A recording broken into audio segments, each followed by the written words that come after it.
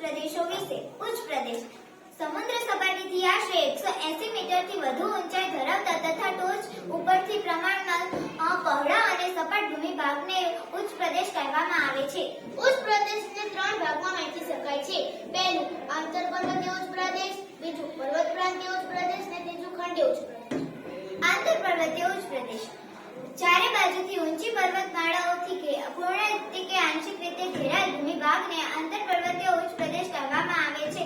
તિબેટનો ઉચ્ચ પ્રદેશ અને મંગોલિયાનો ઉચ્ચ પ્રદેશ તેનું શ્રેષ્ઠ ઉદાહરણ છે.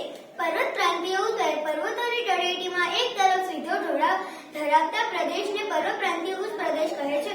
ઉદાહરણ તરીકે પેન્ટાગોનિયા, પીડમોન્ટ અને ભારતમાં માળવાનો ઉચ્ચ પ્રદેશ તેનું શ્રેષ્ઠ ઉદાહરણ છે. ખંડીય ઉચ્ચ પ્રદેશ ભૂગર્ભની ગલનચલનથી ઉંચકાયેલા ભૂમિભાગ કે મોટા ભૂમિભાગ પર લાવાના સ્તરો ખૂબ ઊંચાઈ સુધી ઠરવાથી ખંડીય ઉચ્ચ પ્રદેશનું નિર્માણ થાય છે. ભારતમાં મહારાષ્ટ્રનો લાવાનો ઉચ્ચ પ્રદેશ, બ્રાઝિલનો ઉચ્ચ પ્રદેશ, અરબસ્તાનનો ઉચ્ચ પ્રદેશ, સ્પેન, ગ્રીનલેન્ડ, એન્ટાર્કટિકાનો અરબસ્તાનનો ઉચ્ચ પ્રદેશ તેના ઉદાહરણો છે.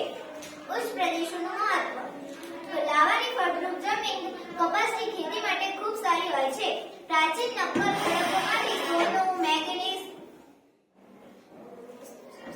મેંગેનીઝ જેવી કિંમતી ખનિજો મળી આવે છે. જેમ કે ભારતમાં છોટા નાગપુરનો ઉચ્ચ પ્રદેશ. આ ઉચ્ચ પ્રદેશો ઢોળાવો પશુપાલન માટે ખૂબ ઉપયોગી હોય છે અને પ્રવાસ અને ફિલ્મ શૂટિંગ માટે પણ ઉપયોગી હોય છે.